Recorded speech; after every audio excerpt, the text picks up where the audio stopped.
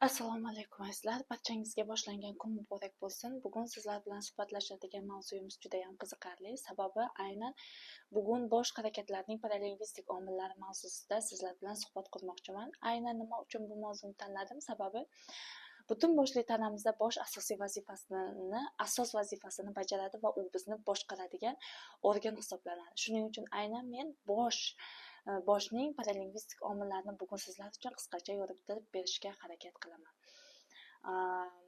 Dastlab o'sha parallingvistikani boshga aloqador bo'lgan sohasini uzoq o'tmishga, ya'ni tarixga bog'lab o'rgangan holda 4 ta bosqichga bo'lib olamiz. Ya'ni birinchi bosqich bilasiz, qadimgi dunyo. Qadimgi dunyoda dastlab nutq shakllanmagan va insonlar bir-birlari bilan mimikalar orqali, tana harakatlari orqali, imo-ishoralar orqali muloqot qilishgan va keyinchalik nutqning shakllanishi natijasida asta-sekin o'zgarishlar sodir bo'ldi.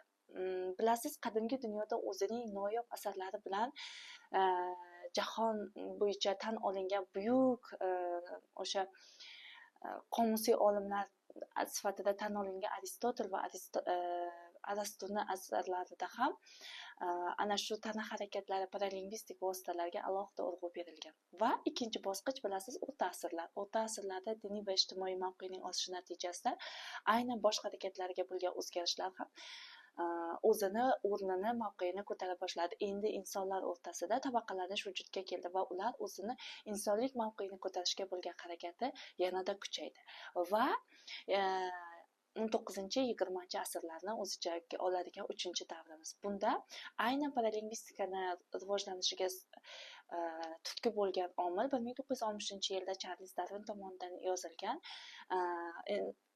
insonlarning hayvonlarga nisbatan bo'lgan emotsional holatlari nomli asari hisoblanadi. Aynan mana shu asar parallingvistika sohasini rivojlanishi uchun turtki vazifasini bajardi. Bundan tashqari 1966-77-yillarda Ray Birdwhistell tomonidan kinesika nazariyasi fanga tatbiq etilishi natijasida butun boshli tana harakatlari, mimika, jestlar, ovoz apparatlari, ton, tembr, mana shu mavzular bo'yicha batafsil ma'lumot berildi va aynan hozir biz yashab o'tayotgan zamonaviy dunyo va bugungi kunda aynan parallingvistika bosh harakatlari fanning turli zamonaviy yo'nalishlari bilan bog'liq holda o'rganilmoqda. Xususan, parallingvistika avvalo tilshunoslik, lingvistika, psixologiya, psixolingvistika, parallingvistika, pragmatika, kinesika, sotsiologiya, sotsiolingvistika kabi sohalarning ajralmas qismiga aylandi. Bugungi mavzuyimiz qisqacha shundan iborat edi. O'zingizni ehtiyot qiling.